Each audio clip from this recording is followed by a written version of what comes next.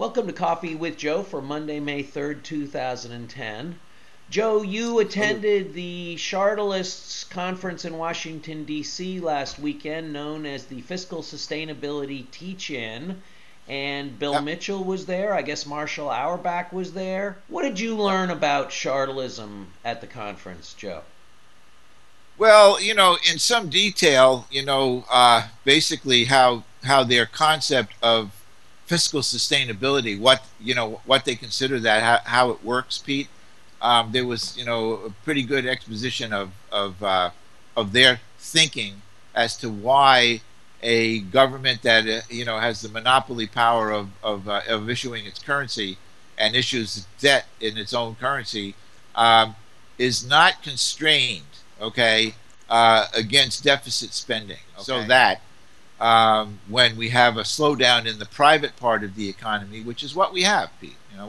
You could the description of what is going on right now is the cutback of business corporate spending, uh, putting greater and greater burdens on government sector.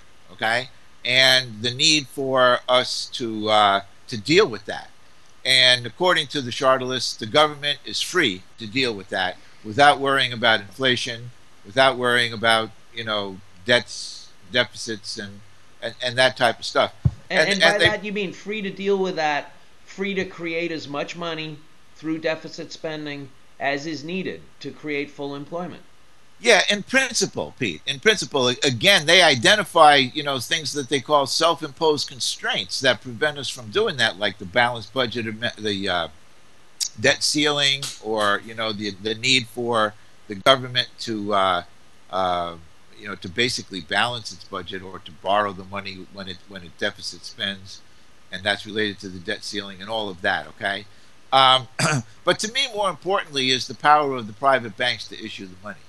So to me, in this country, anyway, now it's not the same everywhere, but in this country, what we have is they can call it a self-imposed constraint if they want, but what I look at it is you got the power of the corporate, the bank corporations that has to be undone in order for us to be able to achieve the benefits of the Chartalist view. Remember, it was a counter conference to the Peterson group that were basically over there telling everybody why we have to have austerity as soon as we can get it in order. And the thing is that Peterson group is, listen to the Democrats and Republicans today. They're all singing the same tune, Pete. That we can't afford to do anything. We need to have, this poverty. We need to have austerity. We need to have less of everything. We can't have an economy that functions, and there's no really reason why, according to the Chartalists, and by the way, according to us, Pete. But looking at it from their perspective, how we can in fact have greater prosperity and have it on a sustainable basis if we use the monetary sovereignty that we're supposed to have. The Peterson Group is concerned about the total amount of debt. The Peterson Group is operating from a frame of we're in a debt money system, even though they may not call it that, right? Yeah.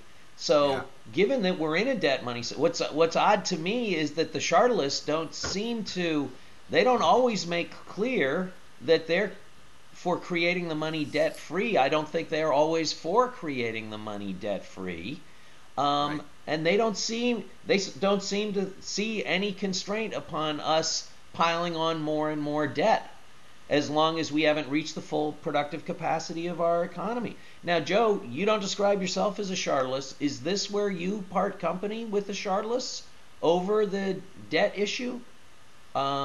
Would you Yeah. consider yourself a Chartalist if it was about debt-free issuance of the money? The other similarity that we have is their public purpose. Using the power, for public purpose. That is to say, the deficit, to fill in the deficit whenever there's a needed public purpose.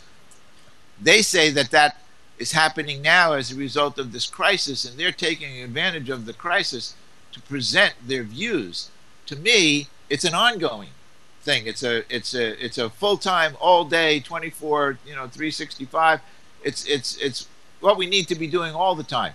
So I have more than a passing, you know, I don't want to say disagreements, but you know, a certain clear lack of understanding that I'm trying to work on, Pete. You know, I'm trying to work on why is it that the Chartalists think that this is okay or that's not okay, especially, Pete, because they consider themselves to be progressives, and they are certainly more progressive than the conventional progressive economists out there who really have bought completely into the neoliberal, you know, economic traditions and uh, buying into the Peterson group. I mean, you know, there's a bunch of progressives over there, you know, that are buying into the Peterson group mantra. And at least these guys are not them. They are thinking outside the box. They are saying we should use the power of the government to protect the people and all of that. So that's all a very good aspect of it, part of what I believe in. But you're absolutely right about the debt, Pete, okay? They seem somewhat oblivious to the debt issue. And I think it's because they see the sovereign, you know, money issue that, well, we can do whatever we want with it because we can create the money. And, you know, I totally disagree with that. But they also believe, Pete, that it's possible that they have the power to take interest rates, the cost of money, out of the market through the power of the government exercising monetary sovereignty. So that's a key component of everything that's going on in the debt money world, because we keep now, like for instance, we've created trillions of dollars of new debts, Pete, but we've done it at 0% interest, you see. So we don't feel that. It actually feels like we're just creating money debt free because we're not making interest payments. I think Ellen Brown has called it basically debt free money creation. That's right. That's right. So, but in fact, it's not debt free money. There's a payback to it, okay, at some point, and it's all pretty much all short term. And then B, there's the fact that if the markets get to set interest rates, you know what the markets are going to do with it, Pete, because, you know, they're the ones that are the masterful controllers and actually issuers of that debt. Government issues it, but it goes into private hands. So private people are holding all that debt. In some cases, foreign nations. I think it was Bill Mitchell, but one of those guys said, there isn't really any country in the world right now that has a problem selling debt for the right price. Now, when you get into the Eurozone, where there's nations and there's a broader based currency, you know, the currency of the European Union, which transcends nations, that's another story. You raise a whole other, you know, issue of how to deal with the money. But in the general sense, I totally agree with the Chartalist position with regard to the fact that if we were issuing the currency, Pete, that's my point. We're not issuing the currency. We're not a sovereign nation, you know, with monopoly power. We've granted that power to private bankers. They're not right now, you know, in control of it, and we have to take it back. So that's a huge reform, and it's the same reform that we're advocating, you know. So then you get to the point where, well, if we did that, then how much disagreement would I have with them? I don't really know, Pete. I don't really know. So did they talk at the conference about repealing the Federal Reserve Act?